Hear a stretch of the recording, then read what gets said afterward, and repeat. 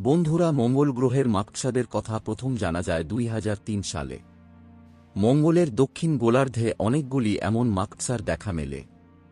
এটা ভাবার কারণ নেই যে মাকড়সা মানে জীবন্ত মাকড়সা, বরং মঙ্গল গ্রহের খুব কাছ থেকে নেওয়া ছবি থেকে দেখা যায় মঙ্গলের গায়ে হুবহু মাকড়সার মতো চিহ্ন, যে মাকড়সার দাঁড়াগুলি প্রায় 1 কিলোমিটার করে লম্বা।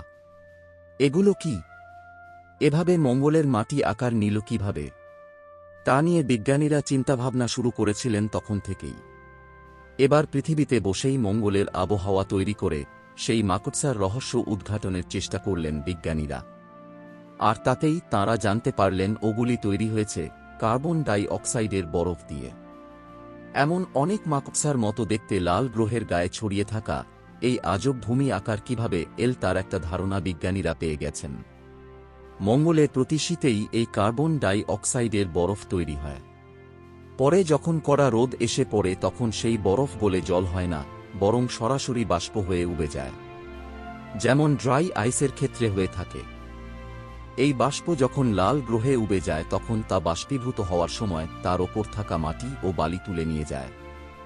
লাল গ্রহে যখন শীত কেটে যায়, বসন্ত আসে, তখন কার্বন ডাই অক্সাইড বরফ উবে যাওয়া অংশে ক্ষতচিহ্নের মতো ফাটল দেখতে পাওয়া যায়। এই ফাটলগুলি পরবর্তী সময়ে মাকড়সার মতো দেখতে লাগে। এভাবেই লাল গ্রহের বুকে এমন নানা অংশে মাকড়সার মতো আকার দেখতে পাওয়া যায় বলে জানাচ্ছেন বিজ্ঞানীরা। বন্ধুরা, মহাকাশ সম্বন্ধে নতুন নতুন তথ্য জানতে চ্যানেলটিকে সাবস্ক্রাইব করুন পরবর্তী ভিডিও দেখার জন্য।